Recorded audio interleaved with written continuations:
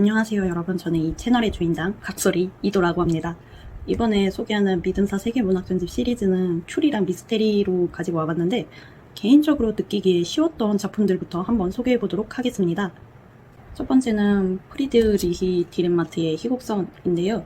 이 책은 제가 여기저기 좋다고 한 책인데 이번에 왜 읽으셔야 하는지 정말 각 잡고 한번 설명을 해보겠습니다.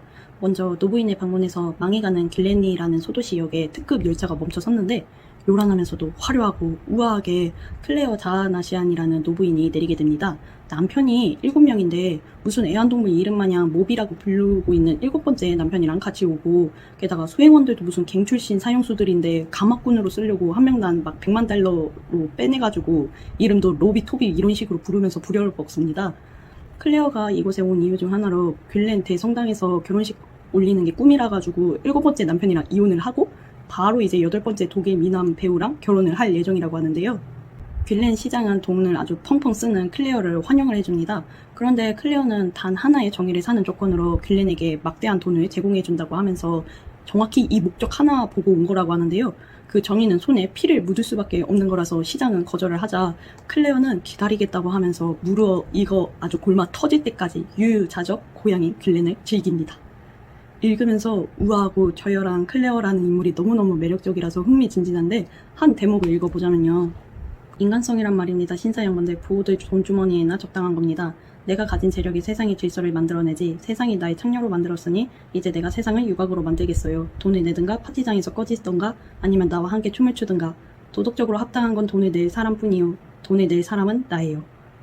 라고 하는데 정말 재밌습니다.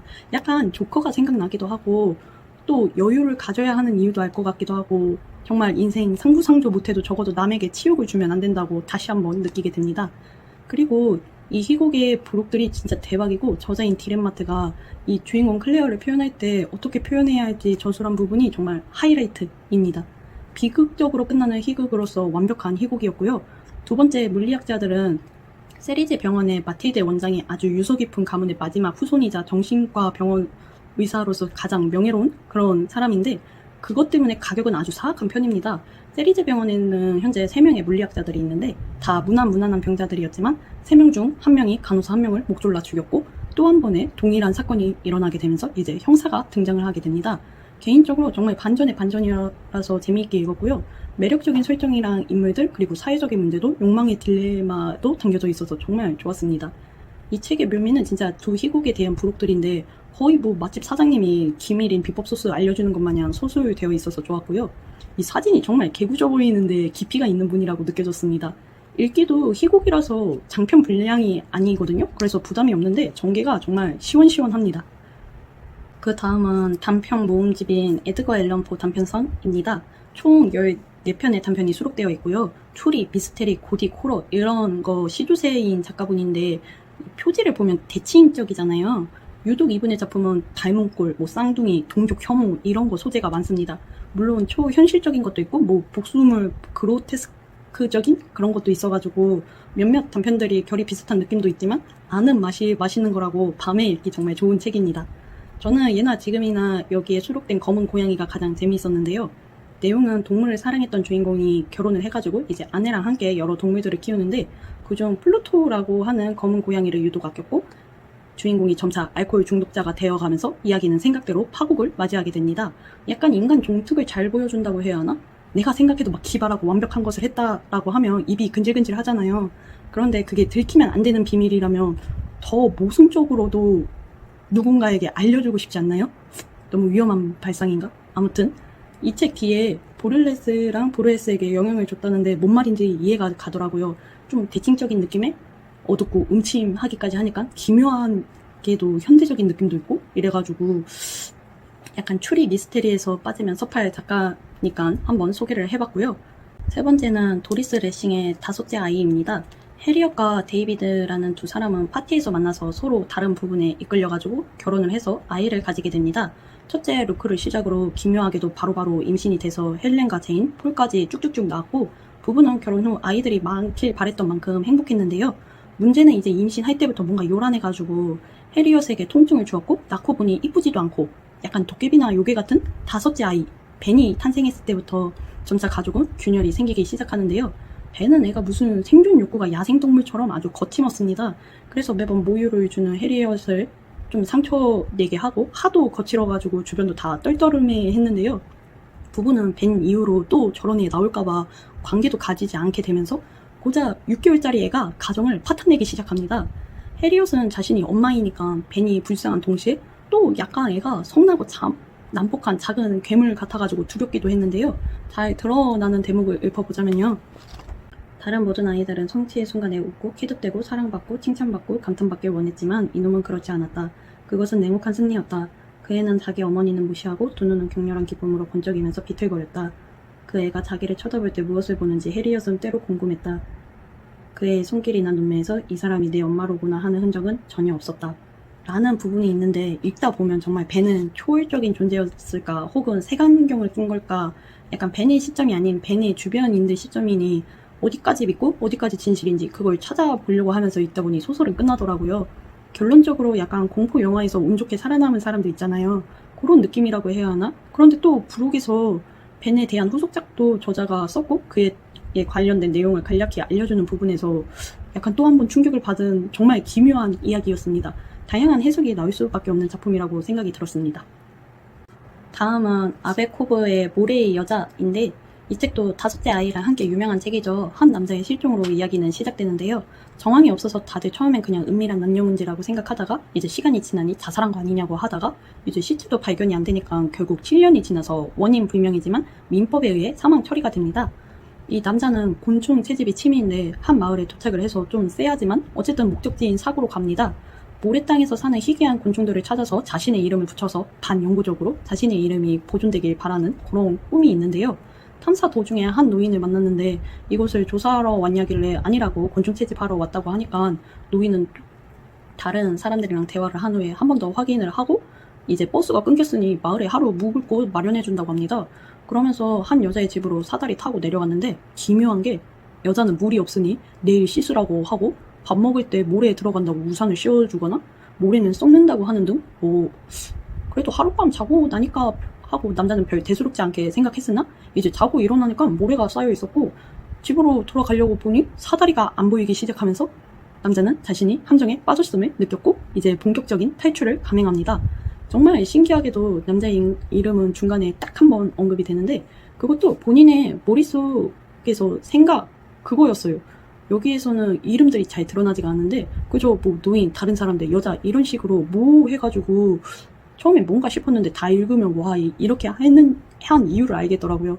정말 배경이 텁텁한데 또 사람은 적응의 동물이라고 수능도 되기도 하면서 무엇을 표현하고 싶었는지 진짜 딱 이해가 갑니다. 그리고 읽다 보면 현실적이다라는 말이 정말 상대적인 개념이었다는 것도 느꼈는데 누군가 말도 안 되는 부조리함을 하고 있다고 하면 그래 도우는 것이 현실적인가요? 아니면 다른 방안을 내세워서 그 부조리함을 벗어나려고 하는 게 현실적인가요? 혹은 애당초 관심이 없는 게 현실적이었던 걸까요? 읽다가 보면 정말 안일함이 가장 무섭다고 느껴졌습니다. 그리고 이 책 뒤에 당황스럽게도 이야기 전체가 다 나와 있습니다. 물론 저야 그냥 추천한다길래 책 뒤를 보진 않았거든요. 그래서 잘 몰랐으니까 전개가 어떻게 될지 몰랐으니까 더 좋았던 것도 있는데 아무튼 만약 이 책을 읽으실 분이 있다면 책 뒤를 읽지 말아야 하고요. 약간 지독하게 수능돼서 기묘한 이야기입니다. 마지막은 오르한 파묵의 내 이름은 빨강입니다. 소개한 책들 중에서 난이도가 좀 있는 편인데 그래도 미술 좋아하는 사람들 환장할 요소 다 있는 약간 페이지 커터 같은 책이라서 꼭 추천하고 싶었는데요.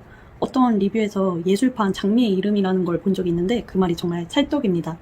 일단 하나의 미술사 이야기를 하자면 원근법이라는 게 약간 사실적인 그림 묘사인 거잖아요. 가까이 있는 거는 크게 멀리 있는 건 작게 그려서 어찌 보면 인간 중심적인 사고를 기반한 작품인데 이로 인해 16세기 서양권은 좀 입체적인 그림들이 많이 나왔고 동양권은 반대로 중요한 건 크게 덜 중요한 건 작게 신의 중심으로 그리다 보니 좀 평면적인 그림들이 특징입니다.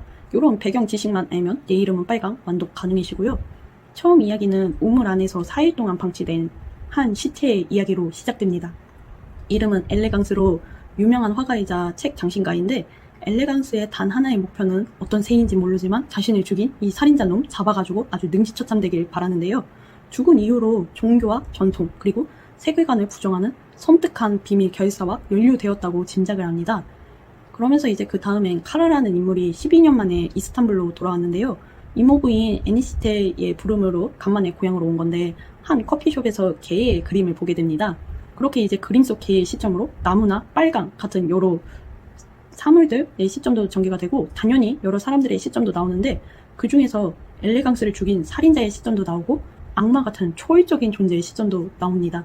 이런 전개 속에서 엘레강스를 죽인 살인범의 흔적을 추리해볼 수 있는데 이 점이 하나의 관전 포인트고 애니시테가 카라를 부른 이후로 술탄의 명으로 현재 밀서 제작 중이었는데 서양 화풍의 모방이다 보니까 이 밀서가 전통을 따르는 궁정 화원들이 알게 되면 완전 난리가 나는 그런 상황이다 보니 완전 극비밀리에 진행되는 작품이라 궁정 화원들의 총 책임자인 오스만 몰래 가장 뛰어난 4명의 화가 황새, 올리브, 엘레강스, 나비에게 그림을 나눠서 그리게 시켰거든요. 그중 한 명인 엘레강스가 소식이 끊겨가지고 이제 살해당한 것 같다고 카라에게 전해주면서 오스만을 만나달라고 합니다. 그렇게 카라는 오스만을 찾아가서 전통을 따르는 그에게 약간 죄책감? 연민 느끼면서 위대한 화가의 3가지 질문을 듣게 되는데요. 첫 번째, 스타일과 서명. 두 번째, 화가의 시간과 신의 시간. 세 번째, 눈멍인데 개인적으로 이 세 번째가 가장 충격적인 게 이 세밀화는 이미 알고 있는 것을 그리기에 눈을 스스로 찔러서 모든 것을 알게 눈이 안 보여도 그릴 수 있다. 이게 대단한 명성을 얻는 거예요. 근데 이거 생각해보면 무슨 코 막힌 소리인가 싶죠. 저도 그렇게 생각하는데 그때는 그런 사상이 있나 봐요. 아무튼 옛날 사람들 이해 못하겠어. 그리고 스타일과 서명 또한 실로 되게 충격적인데 이거는 책 속에서 확인을 하시면 되시고요.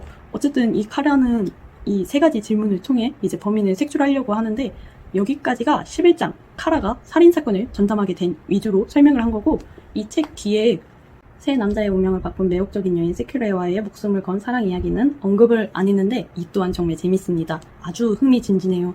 왜 다들 이 책 추천했는지 알 것 같고요. 근래 읽은 소설 중에 진짜 최고였습니다.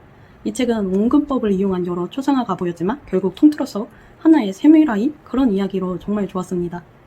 이렇게 오늘 미증사 세계 문학 전집 중에서 약간 미스테리 추리 소설들로 구성한 기묘한 이야기는 여기까지였습니다. 영상 시청해 주셔서 감사하고요. 다음 영상에서 만나요. 안녕.